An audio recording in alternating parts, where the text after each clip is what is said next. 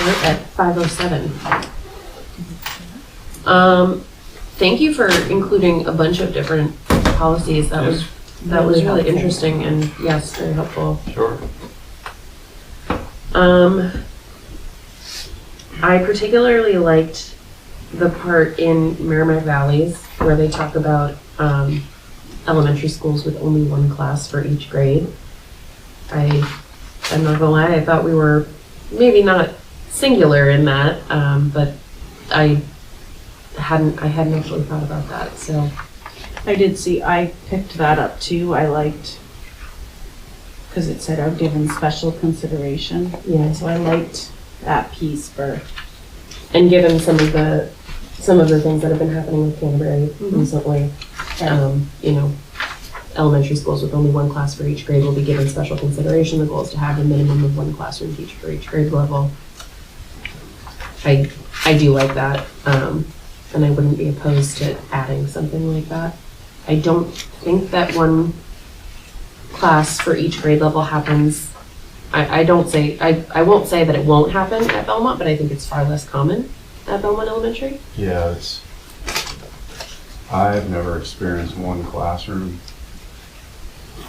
for a grade at Belmont Elementary School. I think it's just by nature. Taking into consideration our preschool class is one classroom, but there's multiple classes. Mm-hmm. Now that's actually something I had thought of as well. Do we need to, because Belmont Elementary School does have that preschool, do we need to take that into account in the policy? No, not for preschool. What I liked about, I think it's Guilford's, they had a general considerations underneath, so it had the, is it Guilford's? I'm just looking quickly. So they had Guidelines. So you're referring to the The goal is to maintain a range of. Well, but I guess it's general. Yeah. It's general. So they have, here's what they have the policy that in general, and then they had it broken out. And I think another one might have done that too. Yeah. So it just gave more,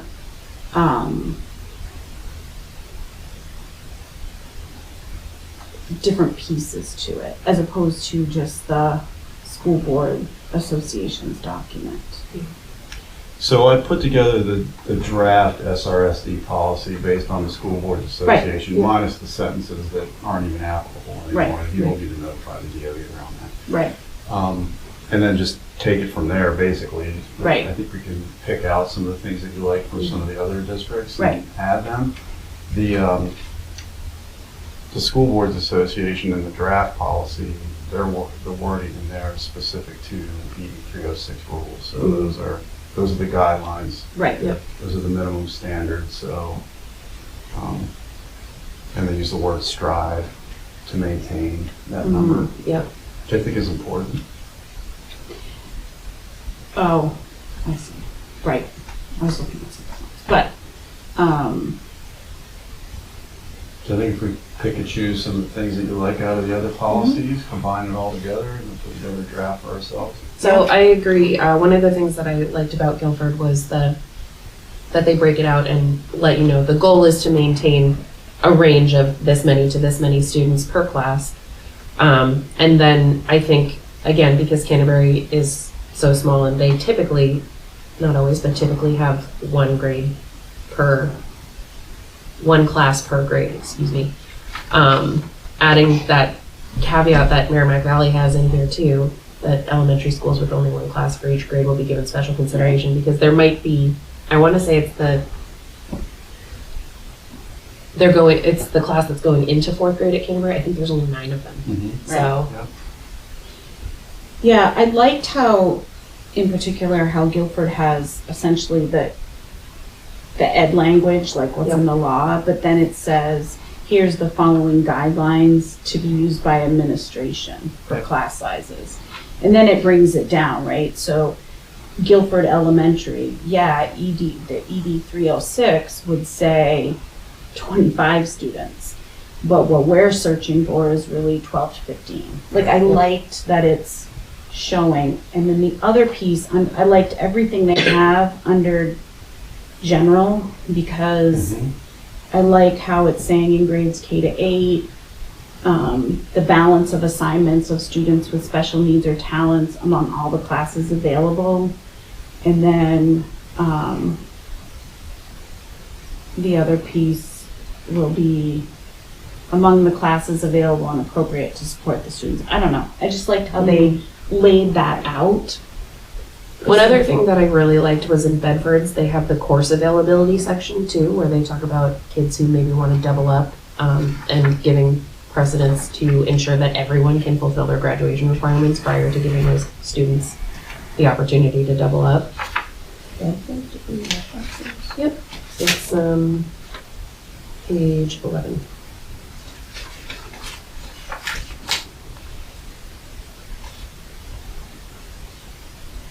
Or it looks like this might be Concord as well.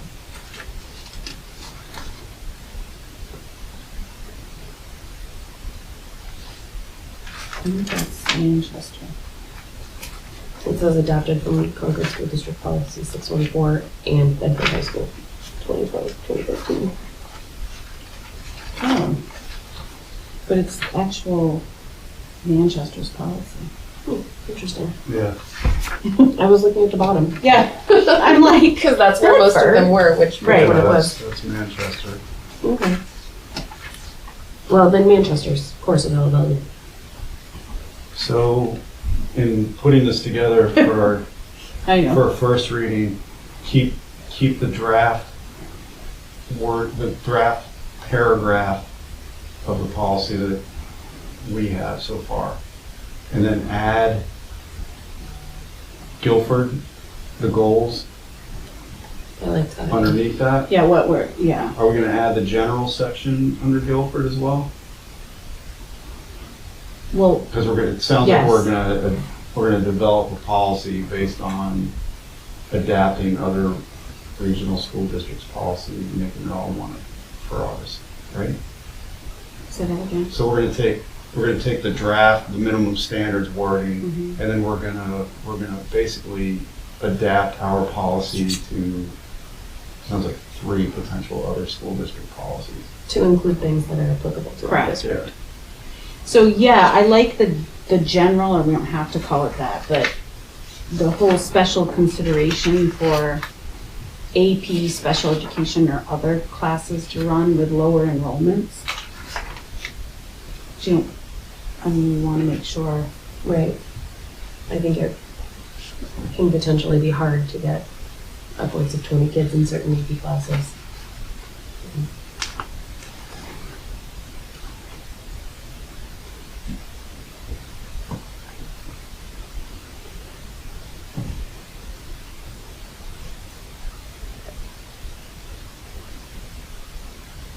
Okay, so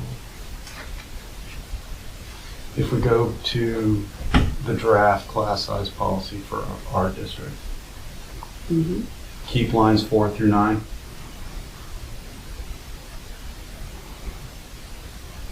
Yes, I think we can do that. Okay, and then are we thinking right after that, we add the Guilford School District guidelines? I would, well, where it's. Are you talking about how they break it down by school? So you could do where it says recognizing the Yeah. circumstances, needs will vary, the following guidelines will be used. Yes. Yeah. Are we good with those numbers? Oh, I was looking at it backwards. I realized high school was at the top. I was like, that seems really high for kindergarten. Yeah, 24 kids. Yeah, I would feel for the K teachers. I like those numbers. Truthfully. Okay. So, I did have questions about, so yes, I'm fine with the numbers, but it made me wonder, what are our high school classes in general? Like, where are we, or any of these classes in general? so when we looked at class sizes, when we were doing budget development, was one of the requests, I believe, from the advisory budget committee. In the high school, it's all over the place, and it's also really misleading when we pull those class sizes out of Alma, because there could be mixed classes. So you might be showing AP class with 4 kids, but they're integrated into an honors course. Right. Okay. So it really varies.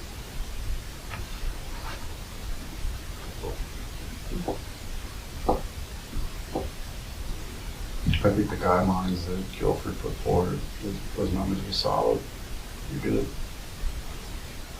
I agree. I think Guilford is probably pretty similar in size to the original. Do we want to add the general section from Guilford with 4 bullets? Just one time.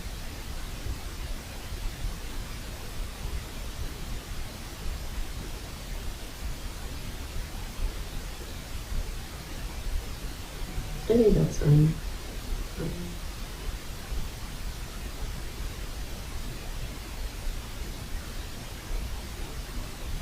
I like them, so. They're good. And the only thing I would add is the whole elementary school, the clause for elementary For school. a single class Yeah. grade. So we get, let's see, that's Merrimack Valley, right? Mhm. So number 3. Yes. Yes.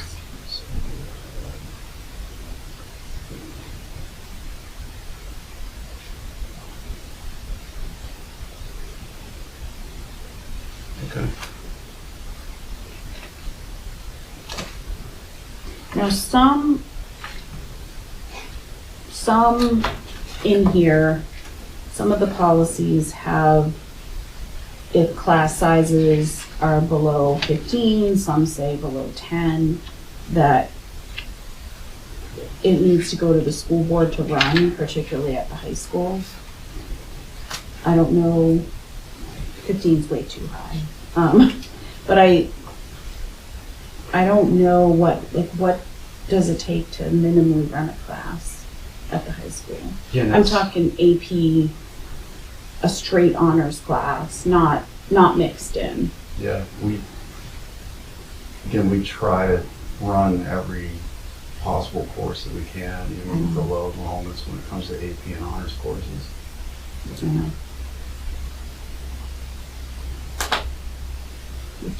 Which I support. I don't want us to not be offering those classes. Right.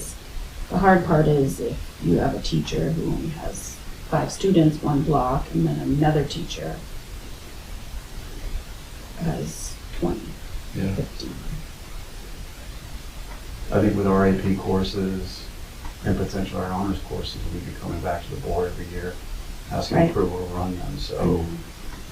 That's why the Guilford's had special consideration will be given to.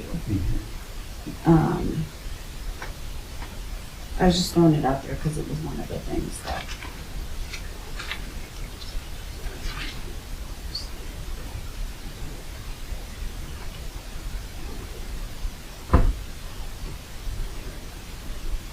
I mean, that special consideration clause, that covers what we needed to, Mhm. right? So I think as long as we have that in there.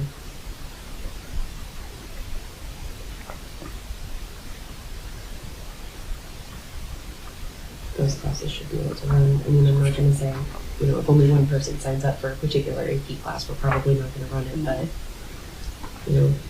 if I we have am 4 kids that wanna take it, right. it's different. I do wonder, like, what is the high school's general guidelines around when they run a class? And you gotta have some thought behind it. Yeah, I think it's based on 2 pieces of criteria. One is clearly the enrollment number and the availability of the teacher to run Right. the class. But like, if they had 4 students, would they run it? If they had 3, like, when does it become not a class anymore? In a Yeah, I one-on-one? don't think there is a set cutoff. Okay. Is it There's because no we do that minimum. integration Yeah. with the honors? Well, with the honors, but AP's pulled out separate, Mhm. so it's a little different.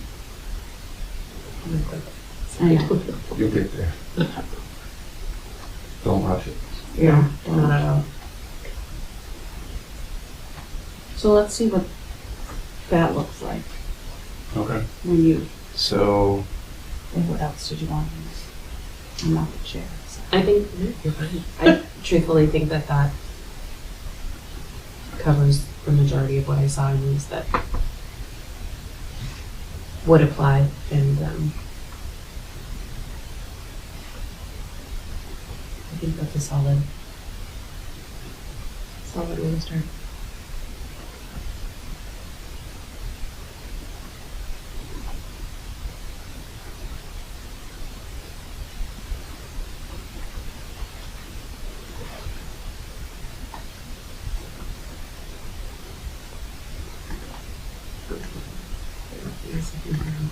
Like some notes too, so I just want to Yeah. make sure that we're taking those into account too. He agreed with the range or minimum for class size, so I think, I don't want to speak for him, but I think that what we added in will probably yeah. work He- there. Brought up the board approval. Yep. For below. So that may come up during first reading. Yeah, so We'll discuss we'll, it as a full board at that point, right? yeah, And then there's other two questions are around removal of the next policy that's on the agenda. yeah, and I actually had very similar questions, so. So just to recap, for class size policy, IIB, we discussed the Shaker Regional School District draft policy. We're keeping lines 4 through 9. We're going to add Guilford School District guidelines wording. We're going to add Guilford School District general statements and add number 3 wording from Merrimack Valley School District policy. Yes. And that'll be a full policy. Okay. So then, because I'll do those edits, just, are you comfortable with me doing those edits and then bringing it to the full board for a first reading? Or do you want to see it first? Are we, so I don't know if we're allowed to do it this way. Are you allowed to email it to us, and then if we are okay with it, we can add it into the packet? Yeah, Okay. that's fine. I'd love to see it before we. Yeah, just so we can Just so see we Yeah, see as what it long as looks you're like. conversing directly with me Yep. Right, and not, and not the group. Yep. Even though it's not a quorum of the board, but I It's still- just think it's more transparent than just Yep. conversing. Okay.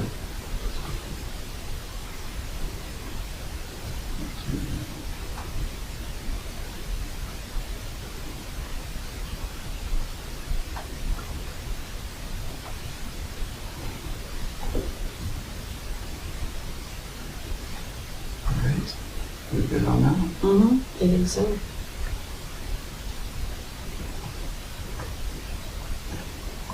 So policy JLA, the student insurance program, we're proposing to remove that for a couple reasons. One is that we don't have any families, nor do we have any history of families that have taken advantage of that offering. Mhm. The cost has gone up. That's why it was brought to our attention as to whether we need it or not. And Healthy Kids provides that insurance for families that can't afford it as well. So it's not needed, if you will, in our district. And there is no liability if we do not have it. Okay. That was my main question. Does it open us up for a liability issues? Not at all. Do we send this every year to people, asking whether they want it? It's part of, I believe it's part of the free and reduced packet. Which everybody gets. So everybody gets. I just remember seeing it, so that was my question on line 7 and 8. How do we know? Because it says upon request. How would a parent or guardian know to request it? So we send out the notification that comes with SNAP and so forth that gives people the opportunity to apply for it if they can't afford it. For healthy. For Healthy Kids, yes.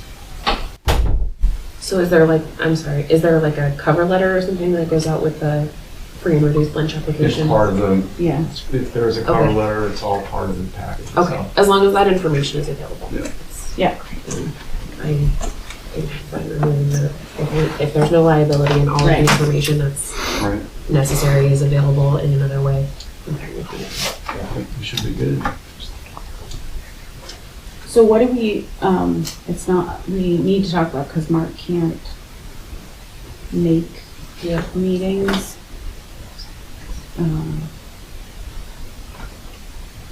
I knew we needed to talk about the class sizes, so wanted to make sure we had this, but do we do this on a different day? I don't know. Do we need 3 people to be a policy committee? No.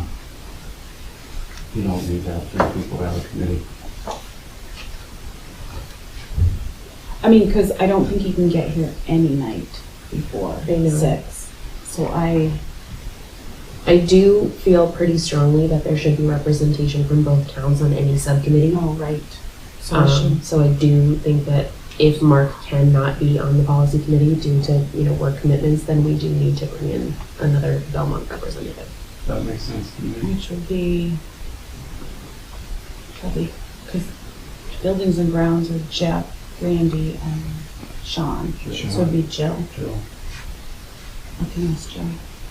We'll have to, That makes obviously sense. have to make sure she's okay with that, but Yeah, I do feel strongly that we need to I have agree. representation from both towns on any subcommittee. that makes sense. And the policy subcommittee meeting time has been set for years, so. And I'm not opposed to, if Jill can't, or if Mark really wants to remain and Jill, doesn't feel super strongly about it, we can talk about a different day, a different time, but That's tough. I'm not gonna lie, it is a lot Maybe easier for another me to just come an hour earlier. Yeah. Right. That's why we did that. So a little history behind this. When I first got here, we had subcommittee meetings that were really all over the place. They were hard to organize. And our 2 standing subcommittees, building and grounds and policy, that's why we moved, I want to say 8 years ago now, to scheduling our standing committees the hour before our board meetings. My first choice would be to keep it on Yeah. the days that we have school board meetings, but, if we need to, then absolutely we can make that work. All right? I guess that's it. Okay. So, Let's go. 5:30. 5:30.